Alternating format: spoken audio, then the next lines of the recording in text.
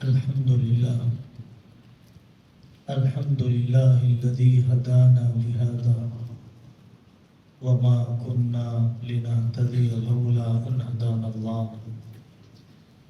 اللهم صل على محمد وعلى آل محمد وبارك وسلم. أما بعد، قال رسول الله صلى الله عليه وسلم: من أحب دنیا أضر بآخرته ومن أحب آخرته أضر بدنیا فآثروا ما يبقى على ما يفنى أو كما قال رسول الله صلی اللہ علیہ وسلم. میرے عزیزوں، دنیا میں مادہ پرستی کا غلبہ ہے، خوب سے خوبتر کی تلاش ہے، خواہشات کو ضروریات سمجھا جا رہا ہے. عبد الدینار، عبد الدرہم، عبد الخمیسہ، روٹی کے بندے، درہم کے بندے، دینار کے بندے، ایک ریوڑ ہے جو پایا جاتا ہے. جو اپنی آخرت کو بنانا چاہے گا وہ کچھ نہ کچھ اپنی دنیا کو نقصان پہنچائے گا، اور جو دنیا کو بنانا چاہے گا وہ اپنی آخرت کو نقصان پہنچائے گا. حضرت نبی پاک صلی اللہ علیہ وسلم نے فرمایا: باقی رہنے والی آخرت کو ترجیح دو ختم ہونے والی چھوٹنے والی دنیا کے مقابلے میں. آخرت کو منزل بنائیے، اللہ کو منزل بنائیے. اپنی قیمت ایک تنخواہ، اپنی قیمت چند کوڑیاں مت طے کیجیے. حضرات صحابہ رضی اللہ عنہم اجمعین علاقوں میں جاتے تھے تو فرماتے تھے: انما ہممنا الآخرہ، انما ہممنا الآخرہ. ہماری منزل آخرت ہے، حکومت نہیں ہے، دولت نہیں ہے. حضرت علی میاں ندوی رحمۃ اللہ علیہ فرمایا کرتے تھے، لوگ صحابہ کی کرامت یہ فرماتے ہیں کہ قیصر و کسریٰ کو فتح کر لیا. میں صحابہ کی بڑی کرامت یہ سمجھتا ہوں کہ قدموں میں دنیا پڑ گئی، دل تو کیا ڈوبتے پیر بھی نہیں بھیگے، دل تو کیا ڈوبتے پیر بھی نہیں بھیگے. حضرت علی میاں ندوی رحمۃ اللہ علیہ کی بات یاد آئی. یو پی کے علاقے میں چھوٹے سے دیہات میں ایک عالم دین بچوں کو پڑھاتے تھے، تدریس کا سلسلہ تھا. ایک انگریز نے پڑوس کے شہر میں ادارہ قائم کیا اور ان کو دعوت دی: حضرت آپ پڑھانے کے لیے آئیے، اونچی تنخواہ ملے گی. حضرت نے فرمایا: میں نہیں آ سکتا ہوں، اس لیے کہ مجھے اپنے گاؤں کا امرود کھانا ہوتا ہے. انگریز نے کہا کہ حضرت ہم ایک آدمی مقرر کر دیں گے وہاں کا امرود آپ کو پہنچانے کے لیے، اور بہانے کرتے رہے. اخیر میں حضرت نے فرمایا: بات دراصل یہ ہے کہ میں ان طلباء کے لیے اگر میں چھوڑ دیتا ہوں، سرکاری نوکری کی وجہ سے وہاں آ جاتا ہوں، قیامت کے دن اللہ کے پاس کوئی جواب نہیں ہے، اس نقل مکانی پر کوئی جواب نہیں ہے، ان مہمانان رسول کی ناقدری پر. کیسے مضبوط تھے وہ لوگ اپنے اصول کے. مقدر ملے گا بے نمازی پن کے ساتھ، مقدر ہی ملے گا رشوت لینے کے بعد، مقدر ہی ملے گا لون اٹھانے کے بعد، مقدر ہی ملتا ہے بہنوں کی میراث کھانے والوں کو. لیکن وہ مقدر حلال مل جائے، برکت کے ساتھ مل جائے، خدمت دین کے ساتھ مل جائے، کلنے والی موت کے ساتھ مل جائے، ماں باپ کی خدمت کے ساتھ مل جائے، آخرت کی تعمیر کے ساتھ مل جائے، اس کی کوشش کرنا ہے. حضرت مولانا عمر صاحب پالن پوری رحمت اللہ علیہ مثال دیا کرتے تھے. ٹینکی میں 50 لیٹر پانی ہے، 100 نل لگائیں گے تب بھی 50 لیٹر ہی ملے گا، 50 نل لگائیں گے تب بھی 50 لیٹر ملے گا. نلوں کے بڑھنے سے اندر کا پانی بڑھ نہیں جاتا، نلوں کے بڑھنے سے نلوں کا پانی، ٹینکی کا پانی بڑھ نہیں جاتا. اگر میں یہ سمجھتا ہوں کہ نماز چھوڑ کر دکان میں بیٹھا رہوں میرا مقدر بڑھ جائے گا، ہرگز نہیں. اگر میں سمجھتا ہوں کہ زکوٰۃ ڈبونے کی وجہ سے میرا مقدر بڑھ جائے گا، ہرگز نہیں. ارض بما قسم اللہ لک تکن اغنی الناس. محنت کے بعد، تدبیر کے بعد تقدیر پر راضی ہو جا. خوش قسمت وہی ہے جو قسمت پر خوش ہو.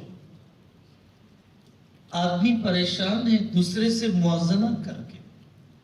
دنیا کا سب سے بڑا مالدار بھی پریشان ہے اپنے اسٹیٹس کو مینٹین کرنے کے لیے، اپنے معیار کو باقی رکھنے کے لیے.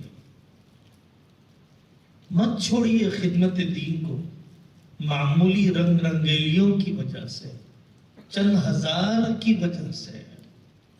بڑا کام ہے انسانوں کو بنانے کا، بڑا کام ہے معاشرے کو بنانے کا، بڑا کام ہے ڈاکو مزاج والے ڈاکٹر کے اندر انسانیت پیدا کرنے کا، کالے ضمیر والے وکیل کو انصاف پسند بنانے کا.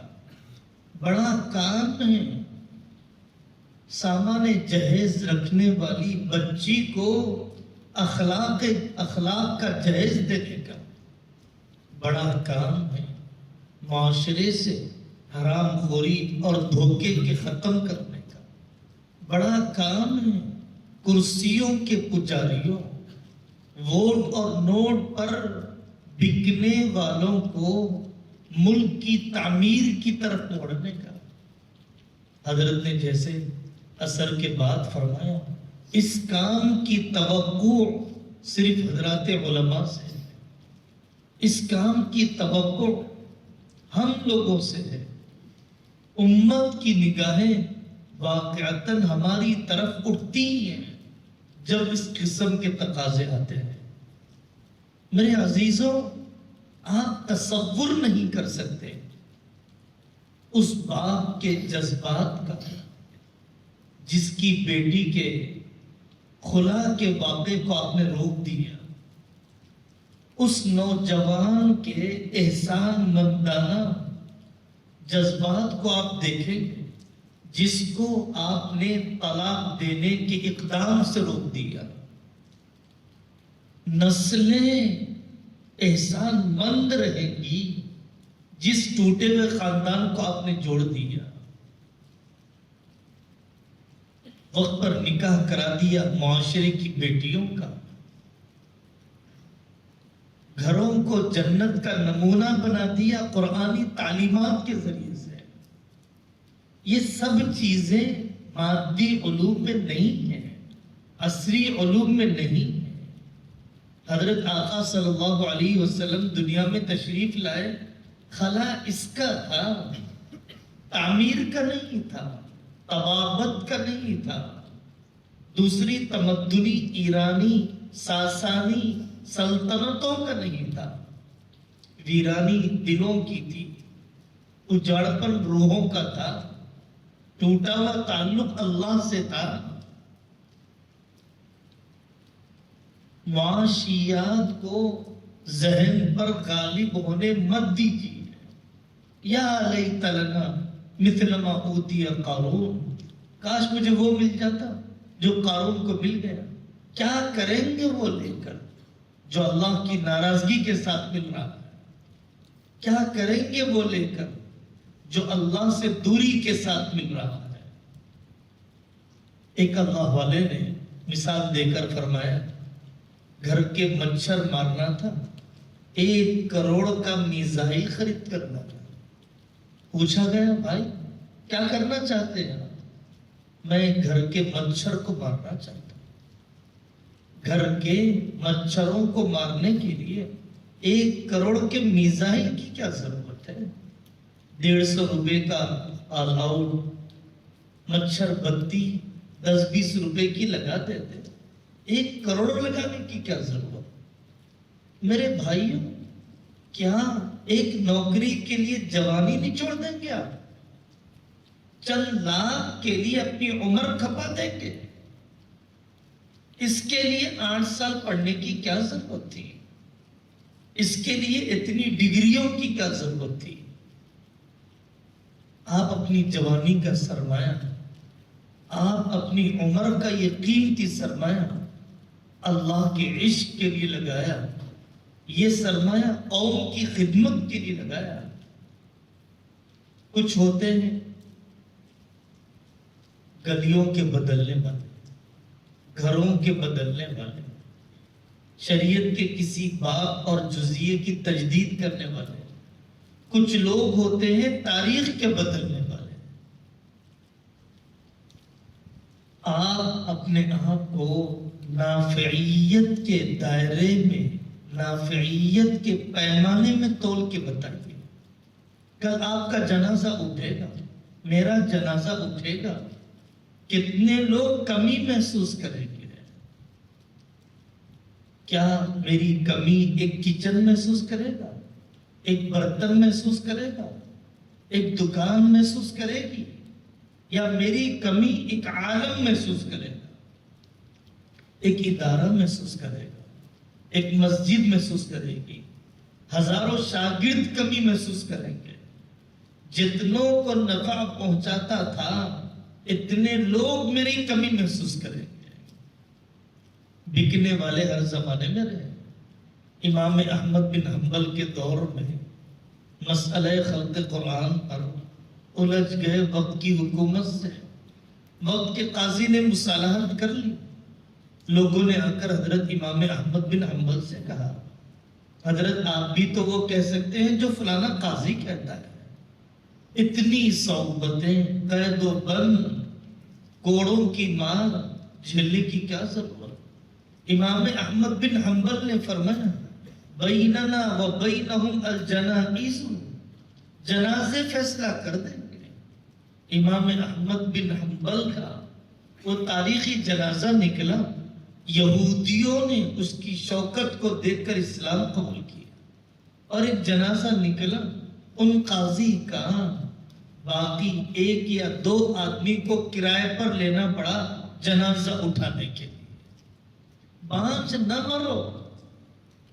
حضرت مولانا عمر صاحب پالنپوری رحمت اللہ علیہ کی دعا کا ایک لازمی حصہ تھا، اے اللہ ہمیں بانج بنا کر موت نہ دیجیے، مر جاؤں شاگردوں کی تعداد کو چھوڑ کر، رخصت ہو جاؤں دعا، علماء، حفاظ، اداروں کی ایک تعداد کو چھوڑ کر۔ مرنا وہ مرنا ہے، فما بکت علیہم السماء والارض، یہ مرنا بھی کیا مرنا ہے؟ اپنے اکابر کی امانت کو نسلوں تک منتقل کیا۔ حضرت شاہ ولی اللہ رحمت اللہ علیہ کے بارے میں ہے کہ موت سے پہلے چاروں بچوں کو بلایا اور یہ فرمایا، میں تمہارے پاس ہندوستانیوں کا ایمان بطور امانت کے رکھ کے جا رہا ہوں، حفاظت کرنا، سنبھال کر رکھنا، روز محشر تمہیں پوچھوں گا کہ تم نے بر صغیر کے مسلمانوں کے ایمان کی تحفظ کے لیے کیا کیا۔ اگر کھیتوں میں پیاز کی پیداوار کم ہو، کسانوں کو ڈانٹا جاتا ہے، ٹماٹر کی پیداوار کم ہو، کسانوں سے پوچھا جاتا ہے، ڈاکٹروں کی تعداد کسی سبجیکٹ کی نہ ملے، یونیورسٹیوں کو متوجہ کیا جاتا ہے، شریعت کے محافظین، اسلام کے داعی، سرحد شریعت کے مجاہدین اگر کم ہوں گے، ہم سے پوچھا جائے گا کہ ہم نے اپنی ذمہ داری کو کیا نبھایا۔ دوسری بات میرے عزیزوں، اس ادارے سے پڑھنے کے بعد، عصری علوم کے حاصل کرنے کے بعد، یہاں سے تیار ہونے والے پروڈکٹ میں، یہاں بننے والی مصنوعات میں، فضلاء میں اور دیگر اداروں کے فضلاء اور مصنوعات میں کیا امتیازی خصوصیات ہونی چاہیے، کون سا خلا پورا ہونا چاہیے ہم جیسے فارغین سے، کون سے تقاضے مکمل ہونے چاہیے ہم جیسے فیض یافتگان سے، عصریات اور اسلامیات کے امتزاج کے بعد کیا مزاج بننا چاہیے۔ مزاج یہ بننا چاہیے کہ آپ کے پاس وکلاء آ رہے ہوں، دستور کے سمجھنے کے ساتھ اسلامی شریعت کو عقل اور نقل کی روشنی میں تفہیم کی جا رہی ہو آپ کے ذریعے سے۔ آپ کی خصوصیت ہونی چاہیے MBA پڑھنے والے نوجوان کو، اچھے اکنومسٹ کو آپ بتلاتے ہو اسلامک بینکنگ کے فوائد اور موجودہ کیپٹلزم کی وسیع تر تباہیاں۔ آپ کے اندر یہ خصوصیت ہونی چاہیے کہ کسی پولیٹیشین کے ساتھ بیٹھنے کے بعد آپ کے اندر خود اعتمادی ہو، اسلامی خلافت کے نظام کی برتری، موجودہ جمہوری نظام کا کھوکھلا پن، موجودہ جمہوری نظام کا ڈکٹیٹر اور آمرانہ تصور، موجودہ جمہوری نظام کا فیل ہو جانا، انسانیت کے لیے نقصان دہ ہونا، اسلامی خلافت کے تناظر میں پوری علمیت کے ساتھ آپ پیش کر رہے ہیں۔ آپ بتلا رہے ہیں مغربی معاشرتی نظام کے نقصانات، خاندان کا بکھراؤ، ایک انسانی شعبے کا کارپوریٹ سیکٹر بن جانا، جنازہ نہلانے کی کمپنی الگ، بچوں کو پالنے کا بیبی کیئر اسکول الگ، ماں باپ کی بچی کچی زندگی کے گزارنے کا اولڈ ایج ہوم الگ۔ مدنی معاشرہ ہے آئیڈیل بننے کے قابل، مدنی معاشرہ ہی واحد حل ہے۔ عصریات کے جاننے کے بعد آپ کی زبان اور دل پر وہ جملہ نفس ہو جانا چاہیے جو حضرت حذیفہ بن محصن نے، حضرت مغیرہ بن شعبہ نے رستم کے دربار میں پوچھا تھا۔ حضرت علی میاں فرماتے کبھی ہم سے امریکہ کے ایئرپورٹ پر پوچھا گیا، کیا سعودی دبئی کے ایئرپورٹ پر پوچھا گیا کیوں آئے ہو؟ وہ جانتے ہیں بیکاری ہے، پسماندہ ملک سے آیا ہے، 2 پیسے کمانے جینے کے لیے آیا ہے۔ کیا بات تھی کہ رستم نے پوچھا کیوں آئے ہو؟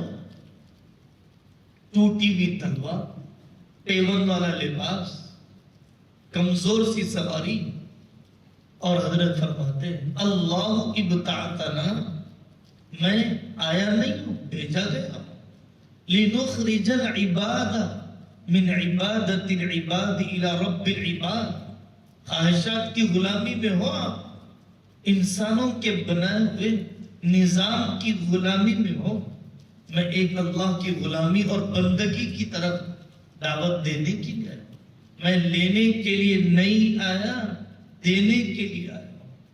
وَمِن ضِيقِ الدُّنْيَا إِلَى سَعَةِ الْآخِرَةِ وَمِن جَوْرِ الْأَدْيَانِ إِلَى عَدْلِ الْإِسْلَامِ۔ غور کیجئے عرب کے ایک بدو میں اتنی جرأت کیسے آ گئی؟ عرب کے ایک ناخواندہ میں ایک داعیانہ اسپرٹ کیسے پیدا ہو گئی؟ کیوں متاثر نہیں ہوئے وہ رستم کے تخت سے، رستم کی فوج سے، دائیں بائیں کھڑی ہوئی حسیناؤں سے، دولت اور عورت کی بیڑیوں سے آزاد ہوئے بغیر آپ بلند مقصد کے لیے کبھی نہیں جی سکتے ہیں۔ اگر آپ دولت و عورت کی بیڑیوں میں جکڑے ہوئے ہیں، اگر آپ چھوٹے مقصد پر راضی ہو چکے ہیں، ایک ہوٹل کھولوں گا، ایک جاب دیکھوں گا، ایک ملازمت کروں گا، ایک پی آر مل جائے، ایک گرین کارڈ مل جائے، اگر آپ اتنے چھوٹے مقصد، اتنی چھوٹی چیز سے اپنی قیمت لگا رہے ہیں، تو پھر آپ بلند اور وسیع اور عالمی طور پر نافع بننے کا کوئی خیال نہیں لا سکتے ہیں۔ گاہک نہیں آتا ہے، افسوس ہوتا ہے، گاہک نہیں آیا، خریدار نہیں آتے ہیں، کمی محسوس ہوتی ہے۔ کیوں نہیں پوچھا لوگوں نے میرے سے مسئلہ؟ کیوں علم میرا پہنچ نہیں سکا؟ چھری استعمال ہوتی ہے، دھار تیز رہتی ہے، علم استعمال ہوتا ہے تو باقی رہتا ہے۔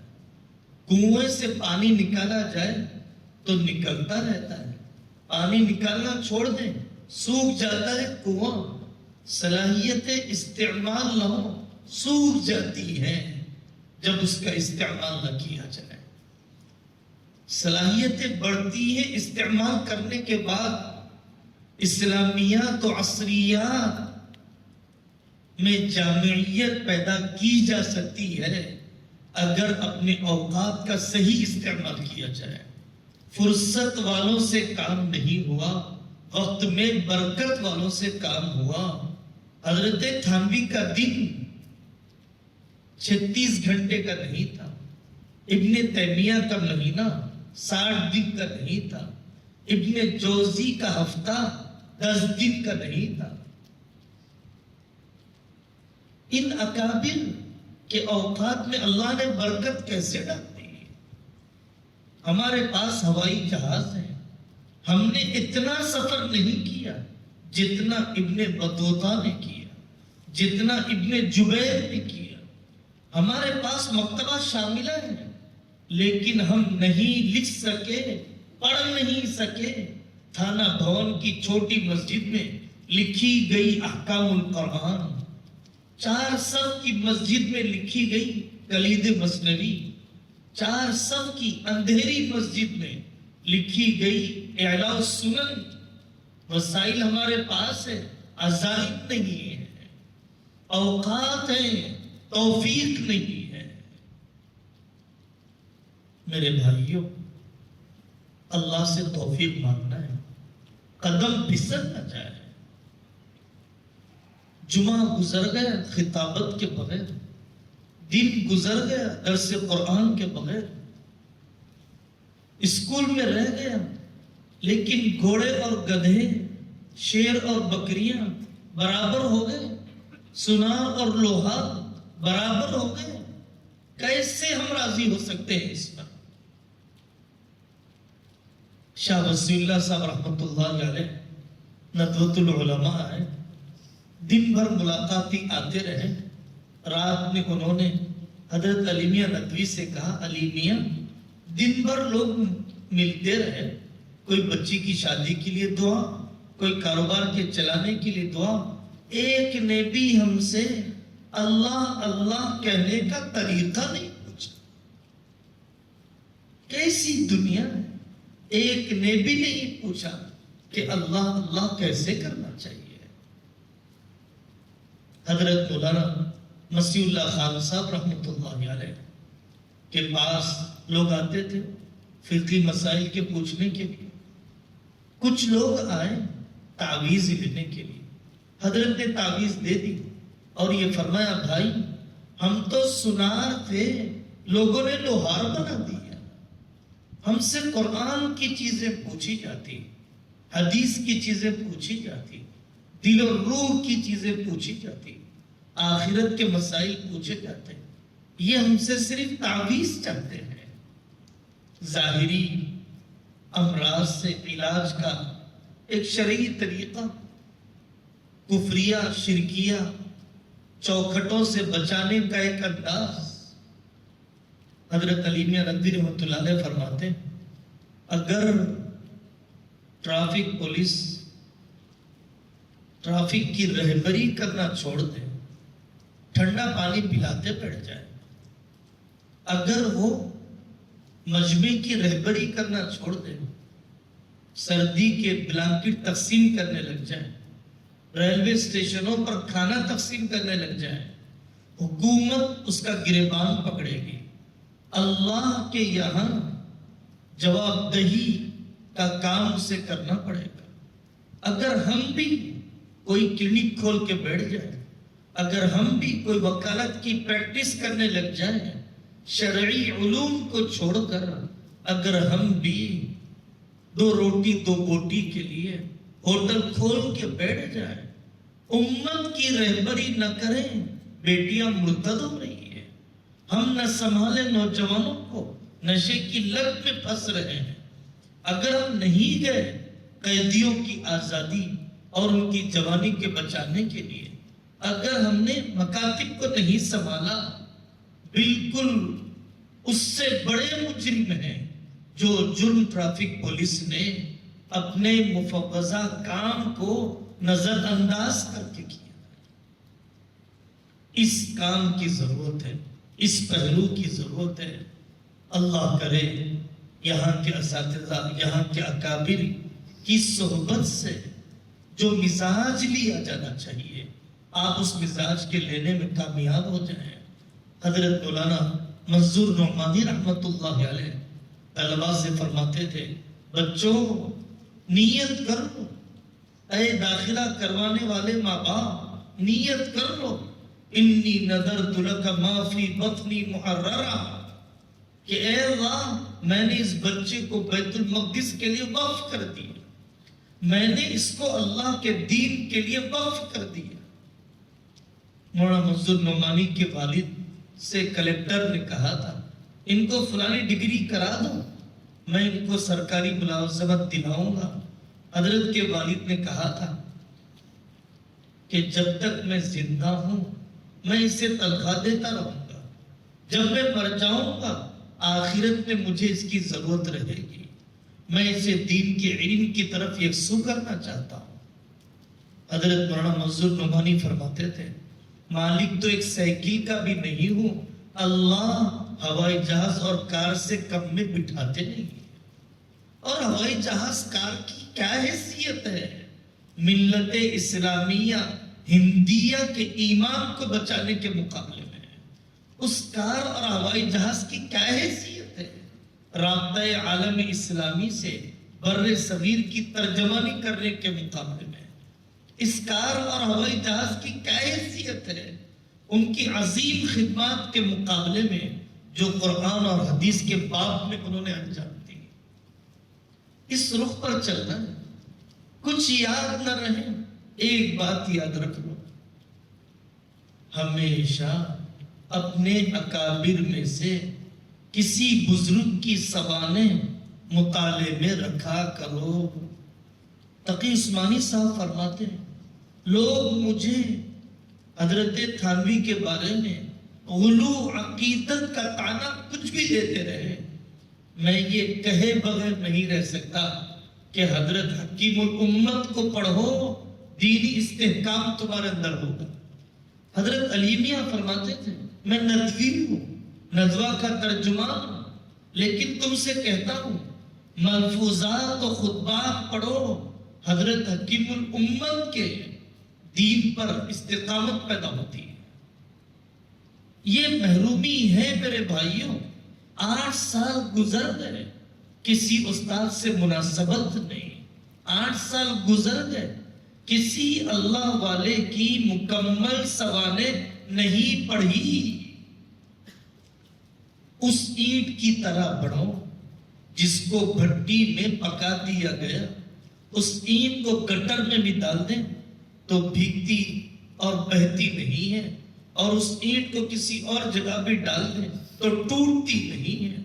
اپنا مزاج, دلی صفات, قلبی تعلق اتنا مضبوط بناؤ کہ دنیا کی رنگ رنگیلیاں, خاندان کا بیجا دباؤ, والدین کی بے لگامی تمہیں آسانی کے ساتھ خدمت دین سے ہٹانے میں کامیاب نہ ہو جائے. آپ لائیے اپنے والد کو, لائیے اپنی والدہ کو, اپنے اساتذہ سے جوڑیے, سنائیے کیا ٹارگٹ ہے, ہمیں کیا بننا ہے, کیا کر کے بتانا ہے, کیا ملے گا خاندان کو ہمارے ذریعے سے. پڑھنے کے زمانے سے خاندان پر محنت. آپ فراغت کے بعد وہی کریں گے جو آپ چھٹیوں میں کر رہے ہیں. آپ فراغت کے بعد وہی کریں گے جو آپ تنہائیوں میں کر رہے ہیں. چھٹیوں میں آپ کی حقیقی تصویر, تنہائیوں میں میری حقیقی تصویر نظر آئے گی. منبر پر میری حقیقی تصویر نظر نہیں آئے گی. اگر میری تمناؤں کو, تنہائیوں کو نکال کر مجسم کسی برتن میں رکھ دیا جائے, وہ کس صورت میں آئیں گے مجھے سوچنا چاہیے. اللہ تعالیٰ ہم میں سے کسی کو ضائع نہ فرمائے. اپنے اکابر کے مشرب و مسلک پر جمنے اور مرنے, سرے منہ منحرف ہونے سے اللہ میری اور آپ کی حفاظت فرمائے. وآخر دعوانا ان الحمدللہ رب العالمین. الحمد لله رب العالمين. اللهم صل على محمد وعلى آل محمد وبارك وسلم. اللهم إن قلوبنا ونواصينا وجوارحنا بيدك لم تملكنا منها شيئا, فإذا فعلت ذلك بنا فكن أنت ولينا وَاهْدِنَا إِلَى سَوَاءِ السَّبِيلِ. رَبِّ ارْحَمْهُمَا كَمَا رَبَّيَانِي صَغِيرًا. اللهم ألهمنا مراشد أمورنا وأعذنا من شرور أنفسنا. اللهم اصنع بنا ما أنت أهله ولا تصنع بنا ما نحن أهله. اللهم أرنا حقائق الأشياء كما هي. اللهم ارزقنا حبك وحب من يحبك وحب عمل يقربنا إلى حبك. اللهم أحسن عاقبتنا في الأمور كلها وأجرنا من خزي الدنيا وعذاب الآخرة. سبحان ربك رب العزة عما يصفون وسلام على المرسلين والحمد لله رب العالمين.